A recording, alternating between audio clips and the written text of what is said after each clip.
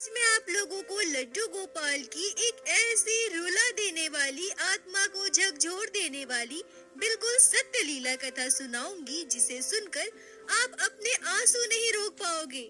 मैं आप सभी से क्या कहूँ, जब मुझे इस घटना के बारे में पता चला तो मुझे इतना दुख हुआ जो मैं आप लोगों को शब्दों में नहीं बता सकती। और आज जब मैं आप सभी को यह लीला कथा सुना रही हूँ तो सच कहूँ तो मेरा दिल बहुत व्याकुल हो रहा है। मेरी आंखों से अपने आप आंसू आ रहे हैं। दोस्तों, कोई भक्त कैसे अपने ठाकुर जी के साथ इतना बुरा बर्दाश्त कर सकता है? हम और आप अपने लड्डू गोपाल से एक पल भी दूर नहीं रह सकते। तो जरा सोचिए, क्या बीती होगी उस भक्त पर जिनके लड्डू गोपाल के साथ इतना बड़ा अत्याचार हुआ। दोस्तों, कभी कभी तो सोच कर ही आत्मा कांप जाती है। वो इंसान कैसे होंगे जो हमारे ठाकुर जी, हमारे भगवान के साथ इतना बुरा करते हैं? क्या उनके हाथ नहीं कांपते? क्या उन्हें यह एहसास नहीं है कि हमारे लड्डू गोपाल स्वयं श्री नारायण, श्री कृष्ण के बाल स्वरूप है? क्या ऐसे लोगों को धर्म का ज्ञान नहीं है? ऐसा करना तो दूर, ईश्वर के साथ ऐसा करने की सोचना भी पाप है। दोस्तों, इन्हीं घटनाओं से हमें इस बात का आभास होता है कि हम कलयुग के प्रारंभ में ही कितने बुरे दौर से गुजर रहे हैं, जहां इंसान भगवान को नहीं मानता। लाखों कुकृत्यों के बीच इंसान भगवान को भी नहीं बख्श रहा। अगर कलयुग का आगाज ऐसा है तो इसका अंजाम कितना बुरा होगा, जरा सोच कर देखिए। दोस्तों, वीडियो थोड़ी लंबी होगी। मैं आप सभी से निवेदन करना चाहूंगी कि कृपया वीडियो को अंत तक अवश्य देखिएगा। आज की यह लीला कथा हमारे साथ शेयर की है झारखंड के दुमका जिले में रहने वाली मंजू महतो जी ने। दोस्तों, इस घटना के बारे में जब मंजू जी हमें बता रही थी तो वो बहुत दुखी थी, उनकी आंखें नम हो रही थी। मंजू जी कहती हैं कि मैं बचपन से अपने जीवन में इतने संघर्ष, इतने दुख देखी हूँ। अगर वो सभी आप लोगों को बताऊं तो ये वीडियो बहुत लंबा हो जाएगा, और साथ ही साथ मैं भले ही आप लोगों के लिए अनजान हूँ, पर मेरे साथ घटी उन घटनाओं को सुनकर आपकी आंखों में आंसू जरूर आएंगे। मंजू जी कहती है कि मेरी उम्र लगभग 30 वर्ष है। मैं अपने माता पिता की इकलौती संतान हूँ। हम दुमका के एक छोटे से गांव में रहते हैं। हमारा परिवार खेती बाड़ी पर आश्रित था। खेती बाड़ी के अलावा मेरे पापा हमारे घर से थोड़ी ही दूर पर शाम के समय चाय पकोड़े का ठेला लगाते थे। मंजू जी कहती हैं कि मेरे परिवार में मेरे मम्मी पापा और मेरी दादी है। मेरी एक बुआ भी है, पर उनकी शादी हो चुकी है। मेरे मम्मी पापा के शादी के लगभग 5 साल बीत गए थे, पर उन्हें कोई संतान नहीं थी। तब मेरी दादी को कहीं से पता चला था कि लड्डू गोपाल की सेवा करने से संतान की प्राप्ति होती है। मेरी दादी को एक पोता चाहिए था, इसलिए मेरी दादी मेरी मम्मी को लड्डू गोपाल ला कर दी। मेरी मम्मी बड़े ही प्यार से बाल गोपाल की सेवा किया करती थी। बाल गोपाल हमारे घर आने के लगभग 6 महीने के बाद मेरी मम्मी गर्भवती हुई और मेरा जन्म हुआ। पर मेरी दादी मेरे जन्म से बिल्कुल भी खुश नहीं थी, लेकिन मेरे मम्मी पापा बहुत खुश थे। मेरे मम्मी पापा का कहना था कि हमें तो कोई संतान ही नहीं थी। लड्डू गोपाल की कृपा से हमें संतान की प्राप्ति हुई है। हमें फर्क नहीं पड़ता लड़का हो या लड़की। बाल गोपाल ने आशीर्वाद स्वरूप हमें संतान दी है, हमें माता पिता बनने का सुख दिया है। पर मेरी दादी मुझे कभी पसंद नहीं करती थी। अब तो वो लड्डू गोपाल से भी चिढ़ने लगी थी। वो मेरी मम्मी से कहा करती थी कि मैंने तो सोचा था कि लड्डू गोपाल की सेवा करने से हमारे घर में भी बाल गोपाल जैसा एक सुंदर सा लल्ला आएगा, पर ये क्या, हमारे घर तो लड़की पैदा हो गई। अब उनकी सेवा करके भी क्या फायदा, जब यह हमें हमारे घर का चिराग ना दे सके। बेहतर यही होगा कि अब इन्हें नदी में प्रवाहित कर दो या फिर किसी मंदिर में रख कर आओ। जितना प्रेम मेरे मम्मी पापा मुझसे करते थे, उतना ही प्रेम लड्डू गोपाल से भी करते थे। मेरे मम्मी पापा को यह लगता था कि मेरा जन्म लड्डू गोपाल की कृपा से ही हुआ है। लड्डू गोपाल ने ही उन्हें इतने वर्षों के बाद माता पिता होने का सुख दिया है। मेरी मम्मी लड्डू गोपाल को नदी में प्रवाहित करने से या फिर मंदिर में छोड़ने से बिल्कुल भी इनकार कर दी थी। मेरी मम्मी ने मेरी दादी से कहा कि मुझे पुत्र नहीं चाहिए और लड्डू गोपाल है ना मेरे पुत्र, और जिनके पास बाल गोपाल जैसे पुत्र हो उन्हें भला किसी और पुत्र की क्या आवश्यकता। मंजू जी कहती हैं कि जब मैं धीरे धीरे बड़ी होने लगी और मेरी दादी मेरे मम्मी के बीच छोटी छोटी बातों को लेकर लड़ाई झगड़ा होना और इन सभी बातों का मुझे पता चलने लगा। हम भले ही गरीब थे, मेरे पापा बहुत पैसे नहीं कमाते थे, पर हाँ, हमारा परिवार बहुत खुशहाल था। हमारे घर में खाने पीने की किसी चीज की कमी नहीं थी। मैं बहुत खुश थी। मैं स्कूल जाने लगी थी। मेरी उम्र लगभग 9 साल की थी। लड्डू गोपाल मुझे बहुत प्यारे लगते थे। मैं अपनी मम्मी के साथ लड्डू गोपाल की सेवा भी किया करती थी। हम कहीं भी बाहर घूमने जाते थे तो लड्डू गोपाल को भी अपने साथ लेकर जाते थे। मंजू जी कहती हैं कि मुझे आज भी याद है, एक बार रक्षाबंधन पर मैं बहुत रो रही थी। मैं अपने मम्मी पापा से कह रही थी कि मेरा कोई भाई क्यों नहीं है, मैं किसे राखी बांधूंगी। तब मेरे मम्मी पापा ने कहा कि ये लड्डू गोपाल है ना, यही तुम्हारे भाई है। ये तुम्हारी जैसी हर एक बहनों के भाई है और तुम इन्हें ही राखी बांधो। और उस दिन से मैं लड्डू गोपाल को अपना भाई मान ली और बाल गोपाल को राखी बांधने लगी। लड्डू गोपाल की कृपा से सब कुछ बहुत अच्छा था, पर अचानक से हमारे जीवन में एक बहुत बड़ा तूफान आया। मात्र 9 साल की उम्र में मैंने अपनी माँ को खो दिया। उसकी जिम्मेदार मेरी दादी ने मुझे ही ठहराया। मेरी दादी का कहना था कि मैं अपशगुन हूँ, मेरी वजह से ये सब हुआ है। दरअसल उस दिन ऐसा हुआ था कि मैं अपनी मम्मी से हलवा खाने की जिद कर रही थी। मैंने अपनी मम्मी से कहा कि मुझे अभी हलवा बना कर दो। शाम का समय था, पापा दुकान पर थे, घर पर बस मैं और मम्मी थी। मेरी दादी पड़ोस के एक आंटी के घर गई थी। यह घटना आज से लगभग 21 साल पहले की है। उस समय हमारे घर लकड़ी के चूल्हे पर खाना बनता था। हमारे गांव में अभी भी लगभग अनेकों के घर लकड़ी के चूल्हे में ही खाना बनता है। मेरी मम्मी मेरे लिए किचन में हलवा बनाने गई।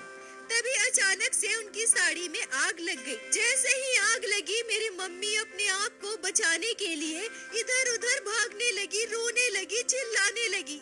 मैं जब अपनी मम्मी को इस अवस्था में देखी तो मैं बहुत डर गई थी। मैं चिल्लाते हुए रोते हुए बाहर की ओर भागी। रोने चिल्लाने की आवाज सुनकर आस पड़ोस के सभी लोग और मेरी दादी घर पर आई। सभी ने मिलकर आग को बुझाया। मेरी मम्मी को अस्पताल ले जाया गया, पर वो बच नहीं पाई। मंजू जी कहती हैं कि मैंने ही सबको बताया था कि मेरी मम्मी मेरे लिए हलवा बनाने किचन में गई थी।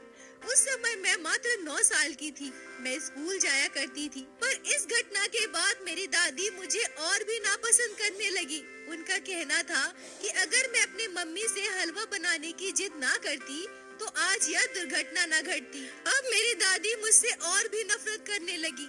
मेरी मम्मी के मृत्यु के बाद मेरे पापा बहुत दुखी रहने लगे। वो बहुत दिनों तक बीमार पड़ गए थे। महीनों तक उन्होंने कोई काम नहीं किया। हमारे परिवार की स्थिति बहुत खराब हो गई थी और इन सब का कारण मेरी दादी ने मुझे ही बताया। मेरी दादी मुझे ही बताती थी। मैं बहुत रोती थी। मेरी मम्मी को बहुत याद करती थी। मेरे पापा मुझसे प्यार तो करते थे, पर वो इस अवस्था में नहीं थे कि मुझ पर ध्यान दे सके। मेरा स्कूल जाना बंद हो गया था। मेरे पापा कहा करते थे कि तुम स्कूल जाओ, पढ़ाई करो, पर मेरी दादी मुझे स्कूल नहीं भेजती थी। मेरे पापा को इतनी सुध-बुध नहीं थी कि वो मेरे लिए कुछ कर सके। मेरे पापा बिल्कुल टूट चुके थे। ऐसे ही लगभग 1 महीने बीत गए। 1 महीने बीतने के बाद मेरी दादी हमारे घर के मंदिर में पूजा पाठ करना प्रारंभ कर दी, पर वो लड्डू गोपाल की सेवा नहीं करती थी। उन्होंने लड्डू गोपाल को उठाकर खिड़की के ऊपर रख दिया था। यह मैंने देखा तो मुझे बहुत बुरा लगा। मैं सोचने लगी कि मेरी मम्मी तो बाल गोपाल की कितनी सेवा करती थी, उनसे कितना प्रेम करती थी। मैं लड्डू गोपाल को अपना भाई मानती हूँ। फिर अगर अब मेरी मम्मी नहीं है तो क्या हम लड्डू गोपाल की सेवा नहीं करेंगे? छोटी सी उम्र में मुझे इन सब चीजों का ज्ञान हो गया था, पर अब मैं अपनी दादी से बहुत डरने लगी थी। मैं डरते हुए अपनी दादी को यह बात भी बोली थी, पर उन्होंने मुझे डांट दिया था। वो कहने लगी कि लड्डू गोपाल भगवान है, उनकी सेवा की कोई जरूरत ही नहीं है। तुम सब पागल हो गए हो क्या?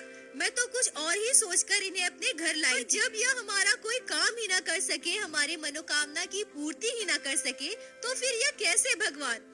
फिर कुछ दिनों तक मैंने अपनी दादी से कुछ भी नहीं कहा। मेरे पापा भी धीरे धीरे खुद को संभाल पाए थे। मेरे पापा अब फिर से काम पर जाने लगे थे। शाम को चाय पकोड़े की दुकान लगाने लगे थे।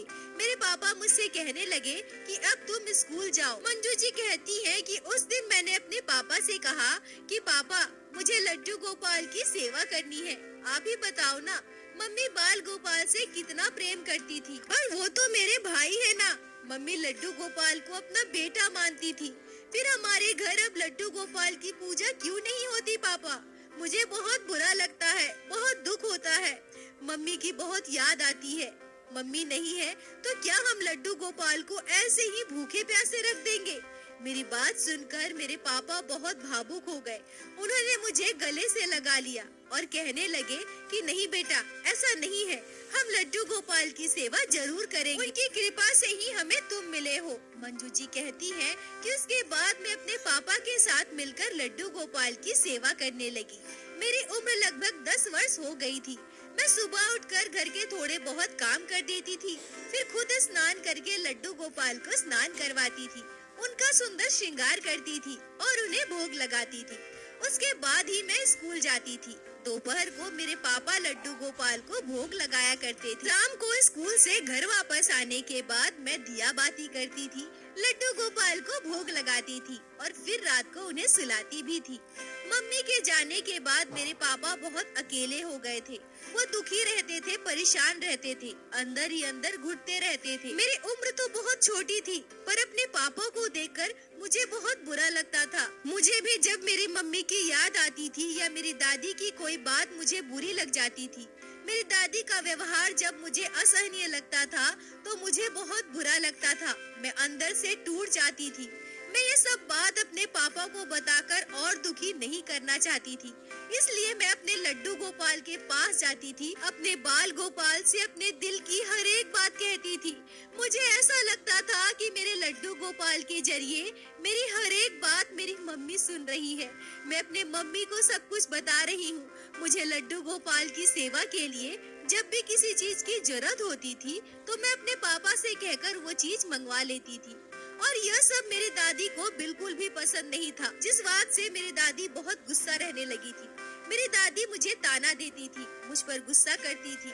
मैं जब भी लड्डू गोपाल की सेवा के लिए जाऊं, तो मेरी दादी कोई ना कोई मुझे काम बता देती थी। अब दिन भर तो मेरे पापा घर पे नहीं होते थे, इसलिए मुझे दादी से डर कर रहना पड़ता था।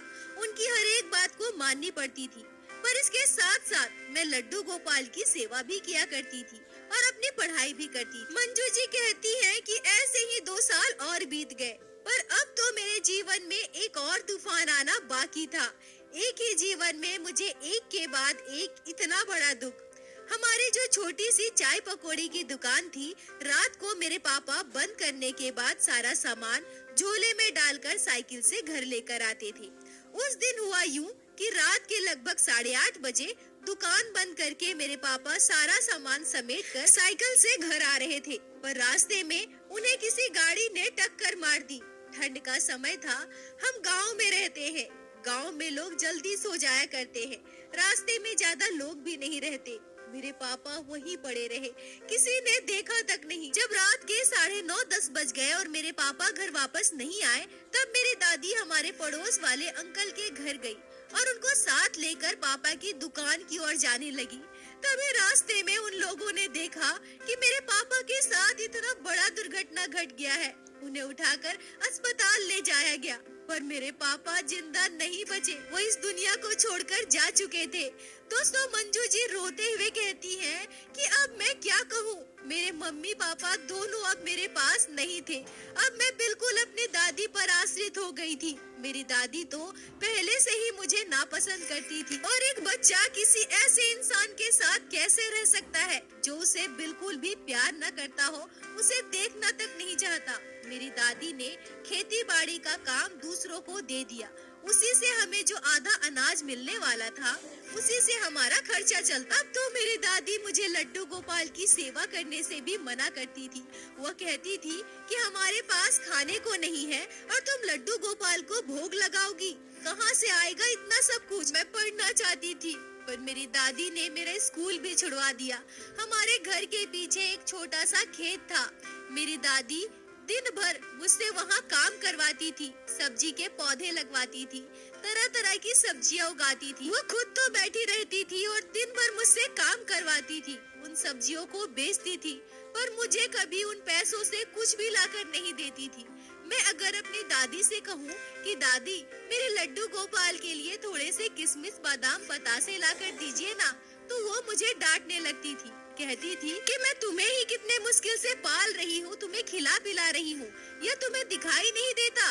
अब तुम्हें लड्डू गोपाल को किशमिश खिलाना है। मंजू जी कहती हैं कि मैं बहुत रोती थी। मैं उन दिनों को याद करती थी जब मेरी मम्मी जिंदा थी। हमारे लड्डू गोपाल को तरह तरह के पकवान के भोग लगाए जाते थे।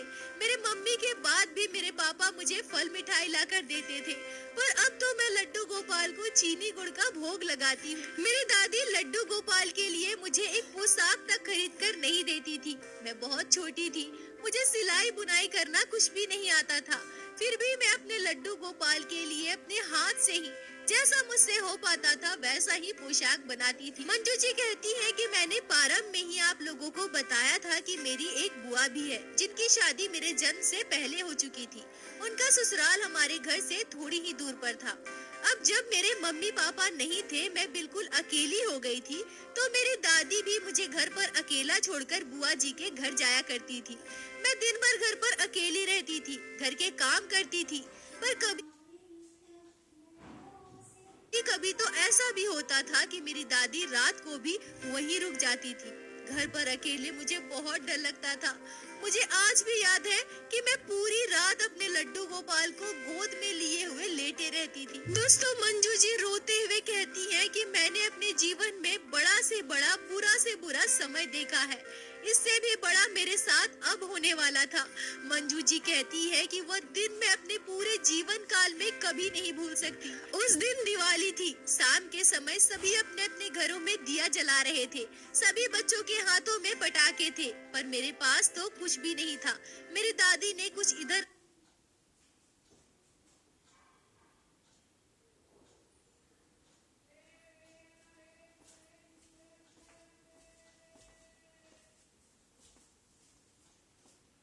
तो कुछ भी नहीं था। मेरी दादी ने कुछ इधर उधर दिए तो जलाए थे, पर मेरे लड्डू गोपाल के पास एक भी दिए नहीं थे। मैं बहुत दुखी हो गई थी। मैं डर से अपनी दादी से कुछ कह भी नहीं पा रही थी। पर जैसा मैंने आप सभी को बताया, मेरे पड़ोस के रहने वाले सभी लोग बहुत अच्छे थे और सबको मेरे दादी के रवैये के बारे में पता था।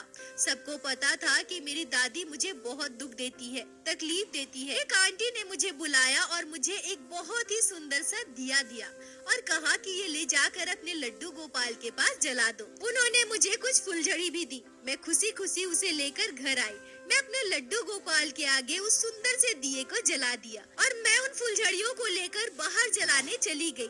पर तभी मेरे साथ इतना बुरा हो जाएगा, मेरे जीवन में इतना बड़ा दुख आने वाला है, मैंने कभी सपने में भी नहीं सोचा था।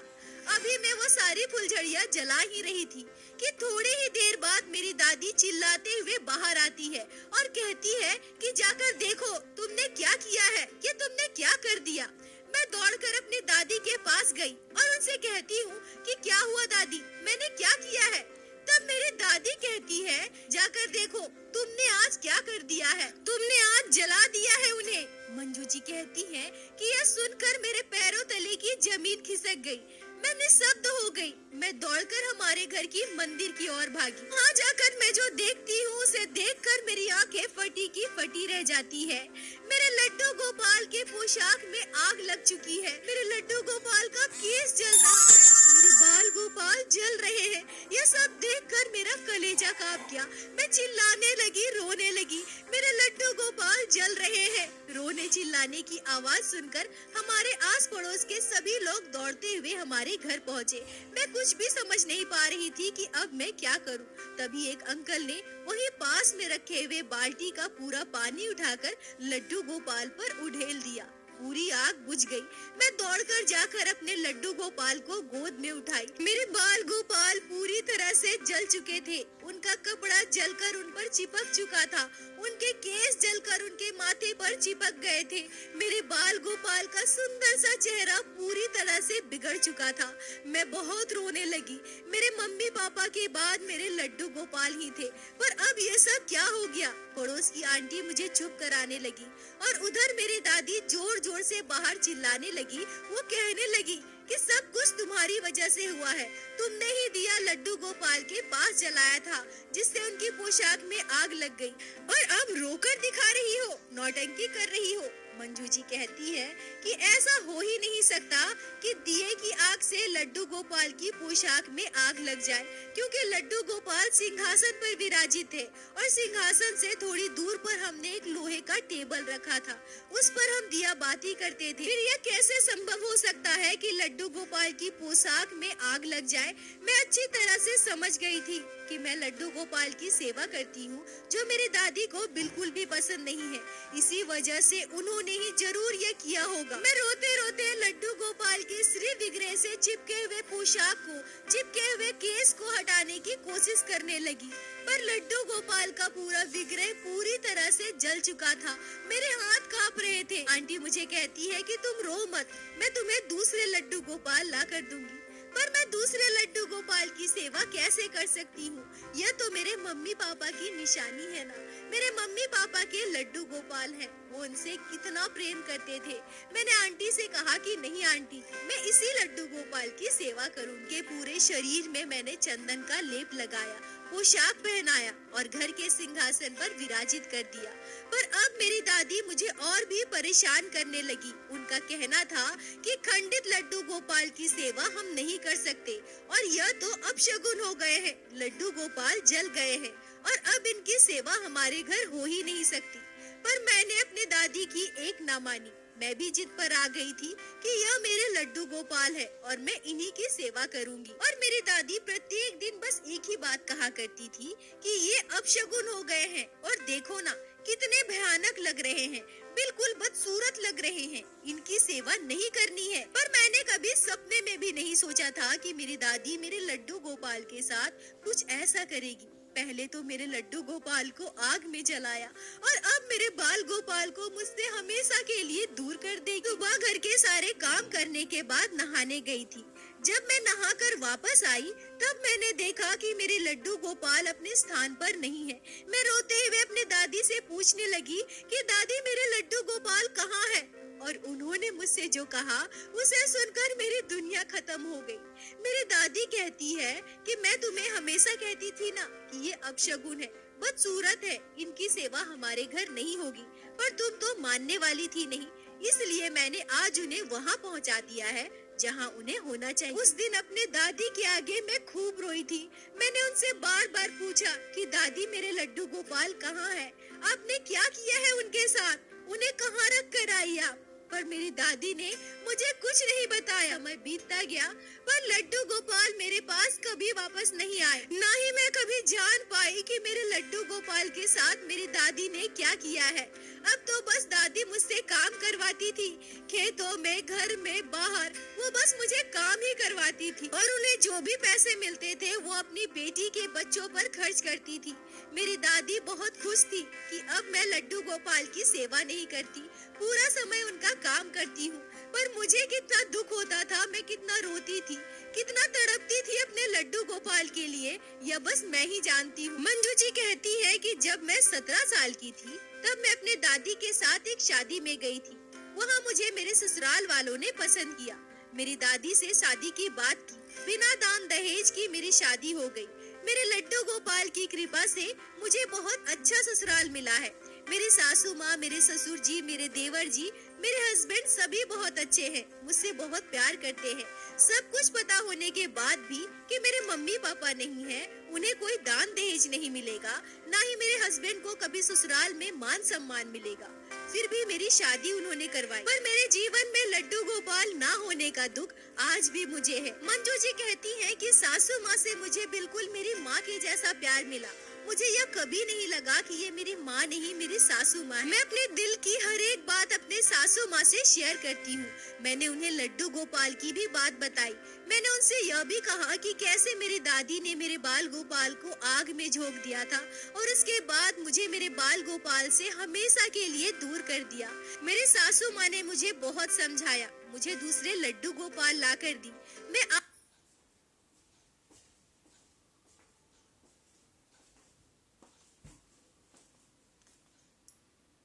ला कर दी।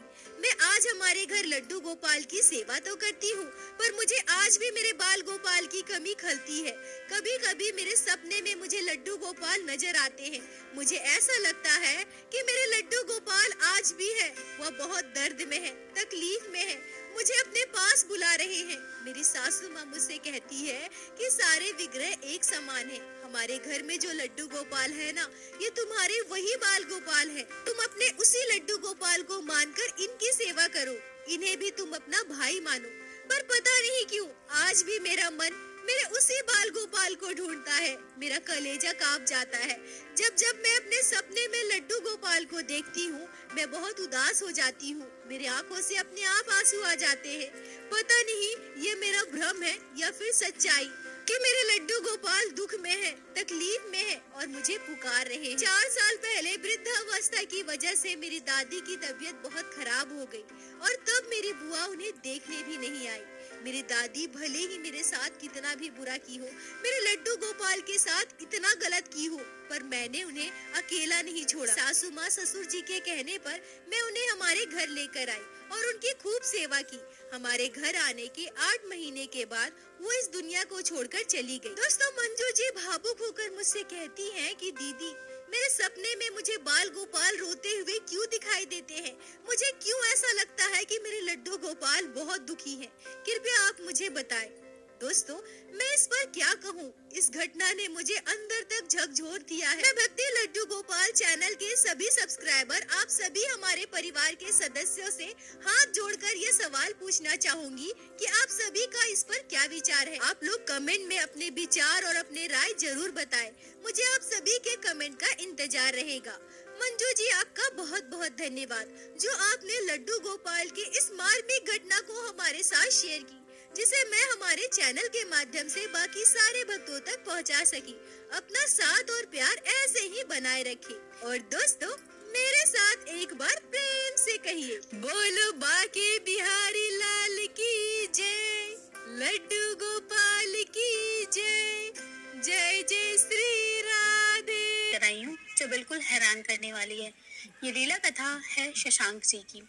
शशांक जी बताते हैं कि उनके साथ ये घटना घटी तो वो पहले बहुत ज़्यादा दुखी हो गए थे, वो टूट गए थे अपने भक्ति से।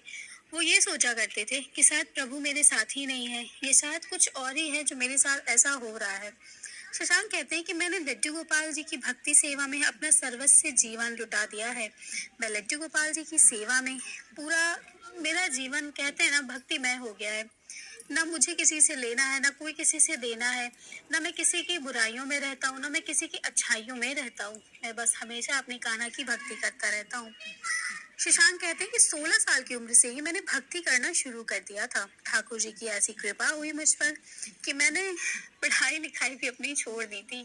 वो ऐसी चीजें बताते हैं कि मैंने पढ़ाई लिखाई भी छोड़ दी क्योंकि मैं बस श्री कृष्ण अपने ठाकुर जी की भक्ति में ही अपना, मतलब मुझे पढ़ाई लिखाई में मन ही नहीं लगता था। जब वो कहते हैं शशांक मैं अपने घर में रहा करता था तो मेरे जो मम्मी पापा हैं वो मुझसे हमेशा यही कहा करते थे कि तुम पढ़ाई लिखाई करो, तुम भक्ति सेवा भी करो, लेकिन तुम उसके अलावा पढ़ाई लिखाई भी करो क्योंकि ये भी बहुत जरूरी है जीवन जीने के लिए। लेकिन कहते हैं कि शशांक मेरा मन ही नहीं लगता था और किसी तरह से वो मन लगा भी देते थे तो उनका सारा मन घर में लगा रहता था कि उनके लड्डू गोपाल जी, उनके ठाकुर जी घर पर हैं। तो शशांक कहते हैं कि फिर मेरा मन नहीं लगता था, फिर मैं लड्डू गोपाल जी को अपने साथ लेके जाना मैंने शुरू कर दिया। तो जब वो ले जाते थे तो वहाँ के जो टीचर्स हुआ करते थे वो शशांक को कहते थे कि तुम लड्डू गोपाल जी को घर में ही छोड़ कर आया करो, स्कूल में मत लेकर आया करो। बहुत सारे बच्चे हैं जिनका मन नहीं एकाग्र हो पाता पढ़ाई में, तो तुम उनको घर पर ही छोड़ करके आया करो। ये सुन करके शशांक कहते हैं कि मैं उन्हें तो नहीं छोड़ सकता, लेकिन मैंने पढ़ाई लिखाई ही अपनी छोड़ दी। वो पढ़ाई लिखाई उन्होंने अपनी बंद कर दी, वो स्कूल जाना बंद कर दिए। तो ये देख के उनके जो पिताजी थे वो बहुत ज्यादा मतलब गुस्सा हो गए। गुस्सा इस बात से हो गए वो कि मतलब पढ़ाई लिखाई नहीं करेगा, ठीक है भक्ति सेवा करे, लेकिन पढ़ाई लिखाई भी तो जरूरी है ना। लेकिन उन्होंने कहा कि मेरा पता नहीं क्यों भक्ति में मन ही नहीं लगता था। इसी तरह से वक्त बीतता गया। एक दिन गुस्से में आके शशांक कहते हैं कि मेरे पापा ने मुझे घर से निकाल दिया। जब उन मेरे पापा ने मुझे घर से निकाल दिया तो अब मुझे ये लगता था कि मैं कहाँ जाऊंगा। कुछ दिन मैं अपने रिलेशन वालों के यहाँ इधर उधर गया, फिर जो लोग मुझे देखते वो मुझे ये कहते थे। इसी तरह से शशांक कहते हैं कि जब मैं कहीं पे जाता तो लोग मुझे यही सलाह दिया करते थे कि तुम पढ़ाई लिखाई करो बेटा, तुम्हारी ये उम्र नहीं है ये करने की, ये उम्र बुढ़ापे की है। मेरी नानी, मेरी मामी, मतलब मुझे सारे लोग यही सलाह दिया करते थे कि मैं पढ़ाई करूं। मुझे भी ऐसा लगता था कि मुझे करना चाहिए, लेकिन पता नहीं क्यों मेरा ऐसा लगता है कि मेरा मन ही नहीं करता था।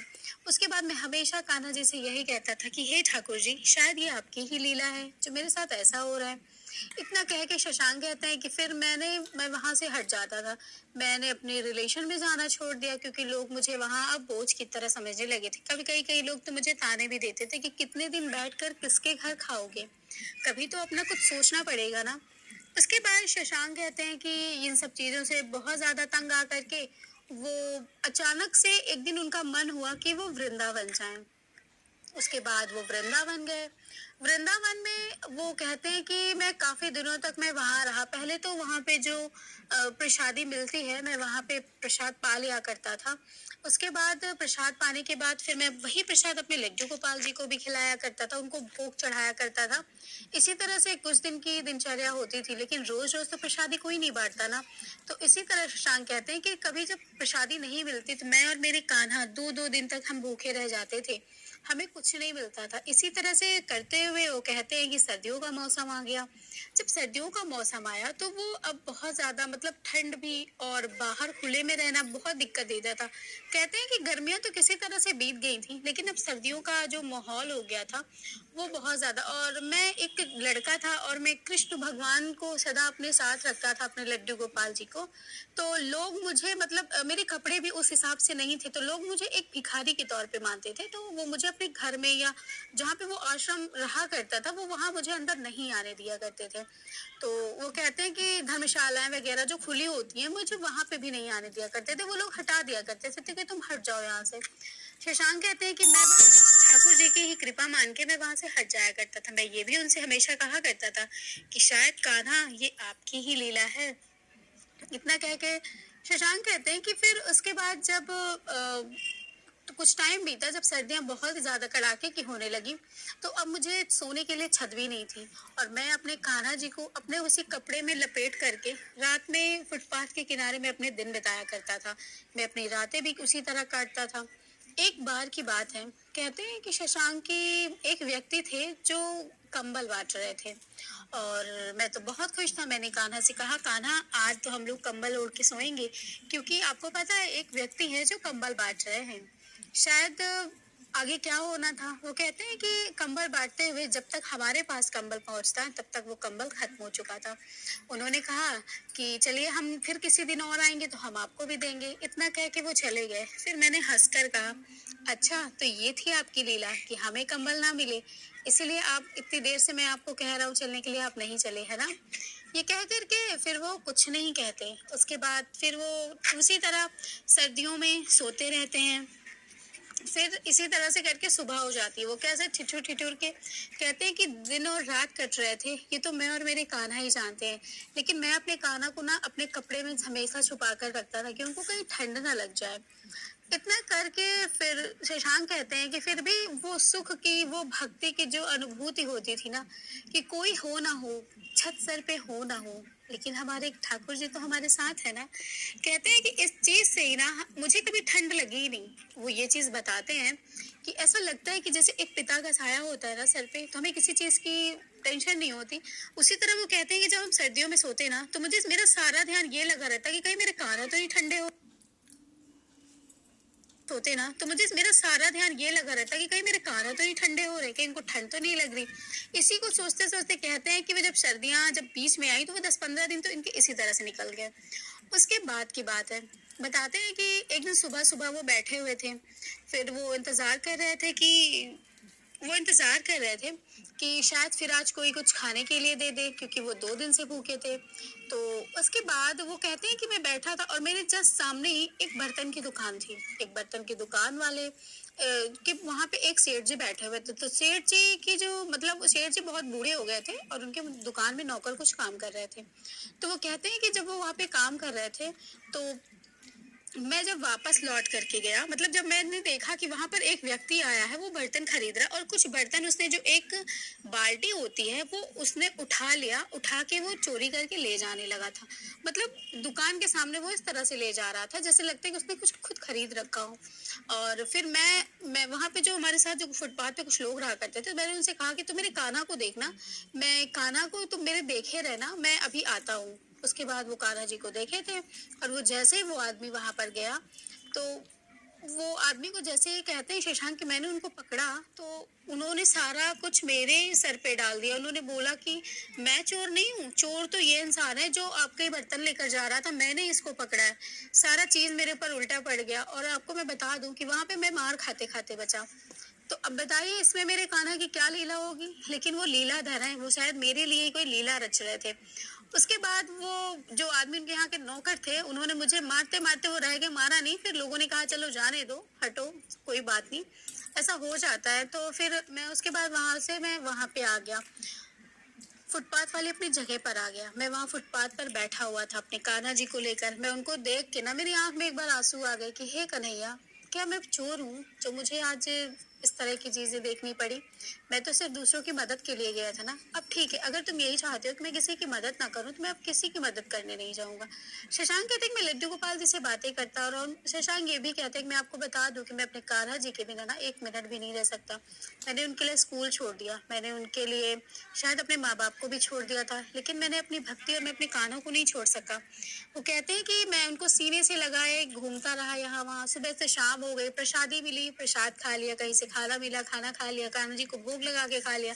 जैसे मैं खाता था वैसे मैं अपने लड्डू को भी खिलाता था। इसी तरह से टाइम बीतता गया। एक दिन की बात है, सारे लोग सो रहे थे, तो फुटपाथ पे कुछ लोग जो सोते थे उनके साथ वो भी सो रहे थे, कुछ बाबा बाबा थे वो भी सो रहे थे। तो शशांक कहते हैं कि मैं वहीं पर था और मैं वहीं पे लेटा हुआ था। फिर अचानक से जब मेरी नींद खुली, ऐसा मुझे लगा कि मेरे पास से कुछ हट गया हो। और जब शशांक उठते हैं, 4 बजे सुबह की बात है, तो वो देखते हैं कि उनके कान्हा जी उनके पास नहीं है। अब ये देख करके शशांक मतलब बहुत ज्यादा रोते हैं। वो कहते हैं कि वो बहुत ज्यादा रोने लगे, बहुत ज्यादा चिल्लाने लगे, मेरे कान्हा को ले आओ, मेरे प्राण निकल जाएंगे, मुझे, मैं उनके बिना नहीं रह सकता, इस तरह की चीजें। मतलब वो बहुत ज्यादा गुस्सा हो गए, रो भी रहे थे, गुस्से में भी थे कि आखिर कौन ले जा सकता है मेरे कान्हा को। उसके बाद ऐसी ही चीजें चलती रही, सुबह से दोपहर हो गई, कोई नहीं आया। वो वहीं पर बैठकर शशांक रोते रहे, सुबह से लेके मतलब दोपहर तक वो रो ही रहे थे। तो सामने दुकान पर जो काम करने वाले नौकर थे ना, वो बहुत देर से शशांक को देख रहा था। तो वो आया, उसने बोला कि क्या हुआ भाई? तो उन्होंने बताया कि मेरे लड्डू गोपाल जी खो गए हैं, अब मैं क्या करूं? वो यही मेरे पास थे, पता नहीं कौन उनको उठा के ले गया, मुझे कुछ समझ में नहीं आ रहा है कि कौन ले गया। तभी वो जो आदमी था उसने कहा कि माफ करना भाई, मुझे तो ये नहीं पता, लेकिन मैं तुम्हें रोज देखता हूँ कि तुम यहीं पर बैठे रहते हो अपने कान्हा जी को लेकर के। तो तुम ऐसा करो, तुम यही कहीं दुकान में काम क्यों नहीं कर लेते? तभी शशांक ने कहा कि मेरा मन ये अभी इस चीज में लगा हुआ है कान्हा जी को, और तुम मुझसे काम करने की बात कर रहे हो। फिर उस व्यक्ति ने जो बातें कही, वो बात मेरे दिल में घर कर गई। उन्होंने कहा कि हो सकता है तुम्हारे कान्हा जी तुमसे दूर इसीलिए हुए हों कि शायद तुम कुछ काम कर सको। तो ये सुन करके बहुत ही ज्यादा आश्चर्य होते हैं। वो कहते हैं कि ऐसा नहीं हो सकता, फिर वो बहुत दुखी भी हो जाते हैं। तो वो कहते हैं कि चलो, तुम मुझे अच्छे आदमी लगते हो, मैं तुम्हें यहाँ महीने भर से देख रहा हूँ, उस दिन मैंने तुझे मारने के लिए हाथ उठाया था ना, उसके लिए मुझे माफ कर दे भाई। ऐसा कर, तू चल मेरे साथ मेरे दुकान पे काम कर। तो वो अपने सेठ जी के पास ले आते हैं। तो वो सेठ जी से बताते हैं कि सेठ जी, एक लड़का, ये आप इससे मिल लीजिए, आप यहीं पे देखते हैं। तो सेठ जी देख के थोड़ा सा बौखला गए कि ये तो वही चोर है जो उस दिन बर्तन चुराने आया था। तो फिर मतलब जो उनके यहाँ का एक नौकर था, उन्होंने बताया कि वो गलतफहमी थी, ऐसा कुछ भी नहीं था, चोर वही था लेकिन बेचारे को बना दिया गया था। मैं इसको रोज यहाँ 1 महीने से देख रहा हूँ कि यहीं पर बैठा रहता है, जो कोई देता है कुछ खा लेता है। तो उन्होंने भी सोचा कि चलो ठीक है, अगर रह रहा है तो कोई बात नहीं, काम करने के लिए, तो उसने फिर रख लिया। फिर वो वहीं पे काम करने लगे शशांक। शशांक कहते हैं कि मैं काम करते करते करते करते वहां पे बर्तनों की दुकान पे लड्डू गोपाल जी की भी बहुत सारी विक्रय रखी हुई थी। तो मैंने उनसे हाथ जोड़ के कहा कि हे मेरे कान्हा, कहाँ चले गए हो आप? मतलब कहते हैं शशांक कि ऐसा कोई दिन नहीं होता था जब मैं अपने कान्हा के लिए रोता नहीं था। मैं हमेशा कहता था कि तुम जहां भी हो ना, तुम ही मेरे पास आओ, मैं तुम्हें नहीं ढूंढ पाऊंगा, तुम कहाँ हो। इसी तरह से शशांक कहते हैं कि 6 महीने बीत गए। 6 महीने बीत कैसे बीत गए कुछ पता ही नहीं चला। वहीं पे बहुत सारे विग्रह रखे हुए थे। जो विग्रह वहां पे थे, उन्हीं से शशांक कहते हैं कि मैं उनसे रोज बातें किया करता था, रोज बातें किया करता था, लेकिन उनमें से कोई वो विग्रह मेरे कान्हा जैसा नहीं था। सारे विग्रह बहुत ही सुंदर थे, लेकिन मुझे ना मेरे कान्हा ही चाहिए थे, मेरे ठाकुर जी ही मुझे चाहिए थे। उसके बाद वो मतलब बहुत ही ज्यादा दुखी हो जाते हैं रोते रोते। फिर शाम से सुबह हो जाती है। सुबह वो दुकान पर जब फिर से उन्हीं की दुकान में सोना खाना रहना मतलब सब कुछ उनको अच्छे से मिल गया था। वहीं पे अच्छी खासी उनकी नौकरी भी लग चुकी थी काम के लिए। तो बस वो कहते, फिर उसके बाद शशांक कहते हैं कि एक दिन की बात है, वो सुबह सुबह की बात है। तो वो दुकान पर मतलब वो दुकान खोलते थे वही, तो वो दुकान खोल के वो जैसे ही वो बाहर आए तो वहां पर एक महिला आई। वो कहते हैं कि वो महिला आई, उन्होंने लड्डू गोपाल जी को लिया हुआ था। तो मेरी नजर उस महिला पे ना पड़ते हुए सबसे पहले उस लड्डू गोपाल जी पर पड़ी। जब उन लड्डू गोपाल जी को मैंने देखा तो मैंने झट से उनके हाथ से ले लिया। तो वो जो महिला थी वो मेरे ऊपर बरस पड़ी। उन्होंने कहा कि तुम्हारी हिम्मत कैसे हुई कि मेरे हाथ से मेरे लड्डू गोपाल जी को छीनने की? तो मैं उनको देख के मैंने अपने कान्हा को मतलब गले लगा लिया। मैंने कहा ये मेरे लड्डू गोपाल जी हैं, मैं इन्हें नहीं दे सकता तुम्हें। तो फिर जो दुकान वाले थे, काफी जो अगल बगल के लोग थे वो भी आ गए, वो भी मुझे कहने लगे कि तुम ये क्या कर रहे हो। तो मैंने उनसे कहा कि ये मेरे लड्डू गोपाल जी हैं, यही तो खो गए थे, मैं पूरा यकीन है कि ये मेरे ही लड्डू गोपाल जी हैं। तो फिर वो महिला कुछ बोल नहीं रही थी, वो महिला चुपचाप खड़ी थी। तभी जो कुछ दुकान वाले थे उन्होंने बोला कि अच्छा ये आपके लड्डू गोपाल जी कैसे हो? आपके लड्डू गोपाल जी तो खो गए थे, तो ये तो इन आंटी के हैं। तो शशांक कहते हैं आंटी आप बताइए कि आप ये लड्डू गोपाल जी कहाँ से लेकर आई हैं? तभी वो जो बताती हैं ऐसी बात ना, वो बड़ी ही आश्चर्य वाली बात है। वो कहते हैं ये तो मैं बिहारी जी के मंदिर से लेकर आ रही हूँ। तभी फिर सब लोग हैरान हो जाते हैं ये सोच करके कि बिहारी जी के मंदिर में ये विग्रह कैसे पहुंच सकती है। तभी फिर शशांक मतलब बहुत ज्यादा रोने लगते हैं, बहुत ज्यादा दुखी हो जाते हैं। वो ये चीज सोच करके दुखी हो जाते हैं कि मैं मैं बहुत ज्यादा, कहते हैं कि वो बहुत ज्यादा रोने लगे ये सोच करके कि अब मैं क्या करूं। कान्हा तो तुम मुझसे दूर हो रहे हो, तुम मुझसे दूर कैसे हो सकते हो, और तुम बिहारी जी के वहां मंदिर कैसे पहुंच सकते हो कन्हैया? क्या ये तुम फिर से कोई लीला रच रहे हो? क्या ये तुम्हारी ही लीला है? इतना कह करके वो वहीं जमीन पे बैठ के अपने लड्डू गोपाल जी को गले लगा के कस के रोने लगते हैं। ये देखने के लिए वहां पर भीड़ उमड़ जाती है।